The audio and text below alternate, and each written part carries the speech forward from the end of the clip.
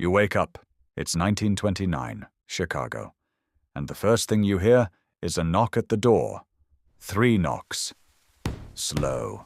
Deliberate. You already know what it means. Someone didn't pay. And that someone is now your problem. You are Al Capone's enforcer. And, buddy, people are very afraid of you.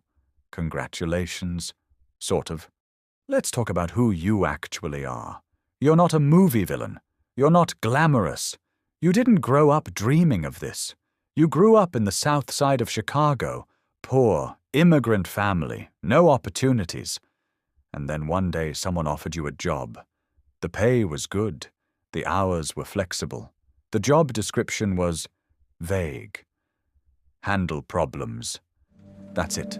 That's the whole job description. Handle problems. You work for the Chicago outfit, Al Capone's criminal empire. And in 1929, that empire controls everything.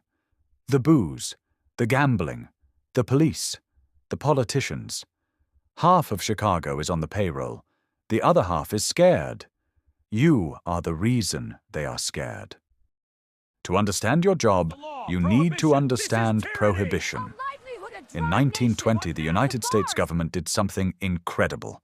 They banned alcohol, all of it, every drop. No beer, no wine, no whiskey.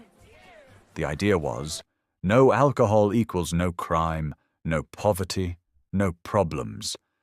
What actually happened was the exact opposite.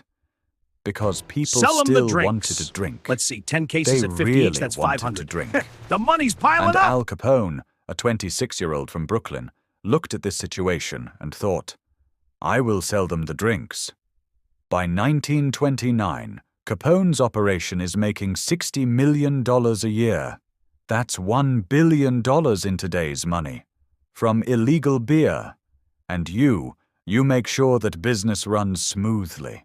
Which means making sure nobody interferes, nobody steals, nobody talks. That's your job. Let's talk about your tools. First, your reputation.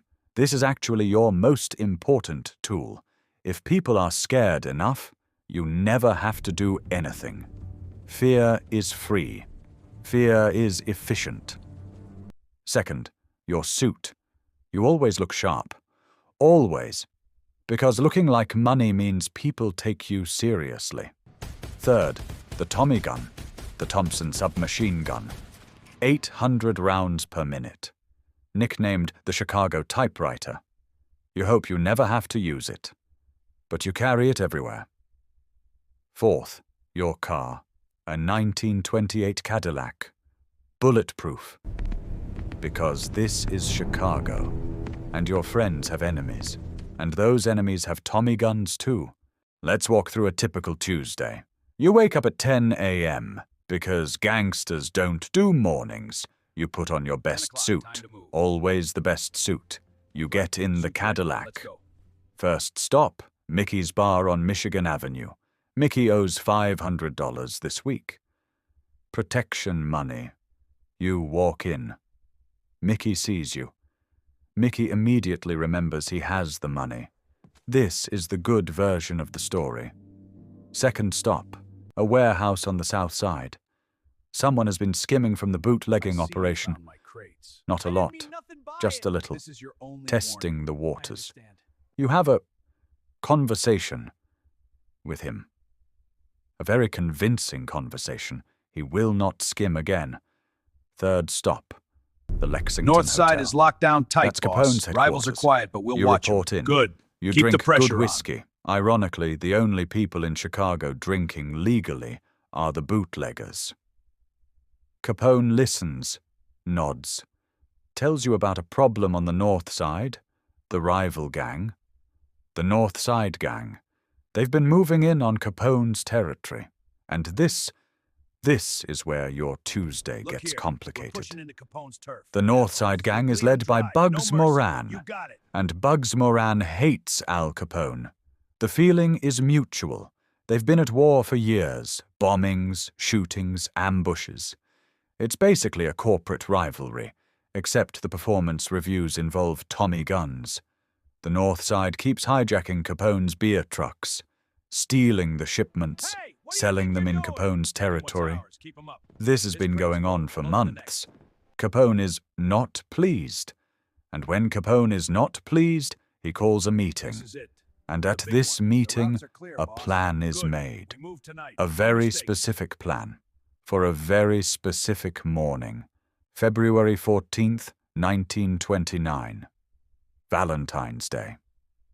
You are in that meeting. And by the end of it, you understand that tomorrow is going to be a very bad day for the North Side Too quiet. gang. Let's February check the Cadillac. 14th, Something's not right. 1929. 10:30 in the morning. A garage on North Clark Street. 7 members of the North Side gang are waiting for a bootleg whiskey delivery. They're relaxed. It's a routine pickup. Then 2 men in police uniforms walk in. The 7 men line up against the wall. They think it's a police raid. Routine. No big deal.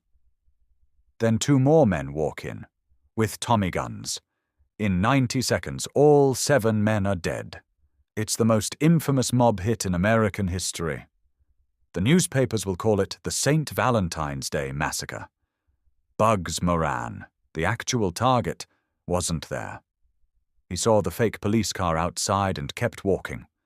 Al Capone was in Florida with an alibi. Nobody is ever charged. And you already knew not to be anywhere near North Clark Street that morning. Because in this business, knowing when to disappear is just as important as knowing when to show up. Here's what nobody tells you about this life. The money is real. The suits are real. The power feels real. But so does everything else. You can't tell your family what you do. You can't trust anyone completely.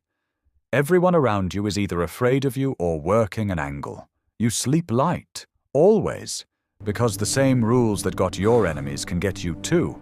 Every man in this business lives with a number, not a bank account number, a countdown. How long until someone decides you're a problem? How long until Capone decides you know too much? How long until a rival figures out your routine? You don't think about this during the day. During the day, you are untouchable. But at 3 a.m., lying in the dark in your hotel room, you think about it. Every single night. Here's the twist nobody saw coming. Al Capone, the man who survived gang wars, police raids, assassination attempts, was brought down by a tax accountant. The FBI couldn't prove the murders, couldn't prove the bootlegging. Every witness disappeared. Every piece of evidence vanished. But they noticed one thing. Al Capone was spending a lot of money. Hotels, cars, suits, parties, and filing absolutely zero tax returns.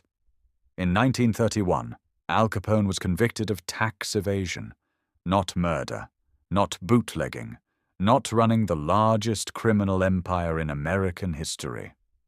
Tax evasion. He was sentenced to 11 years. He served 7. He came out sick, broken, with the mind of a 12-year-old from syphilis. The most feared man in America, brought down by paperwork. And you? When Capone went to prison, the phone stopped ringing, the operation scattered, the empire dissolved.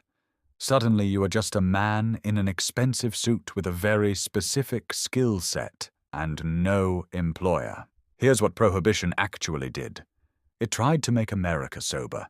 Instead, it made organized crime rich, powerful, and permanent. Before Prohibition, small local gangs. After Prohibition, national criminal organizations with political connections, legal teams, and accountants. The same accountants who eventually took them down. Ironic. Capone became the template. Every mob movie, every crime drama, every story about power and corruption, it traces back to this era, to these streets, to men like you. And here's the darkest part. The skills you built, loyalty, silence, fear, efficiency, they don't disappear when the organization does. They just find new employers. The life doesn't end. It just changes management. Here's what the movies never show you. Most of Capone's men, the real ones, didn't die in shootouts. They didn't get romantic last stands. Most of them just got old. They became fathers, grandfathers. They moved to the suburbs. They opened legitimate businesses. A dry cleaning shop, a restaurant, a hardware store, and they never talked about any of it. Ever. Their grandchildren found out the truth from history books. The most dangerous men in Chicago ended up arguing about lawn care with their neighbors in the suburbs, which is somehow both disappointing and deeply human. You were Al Capone's enforcer. You survived the gang wars, the rival hits, the FBI, and the end of the empire.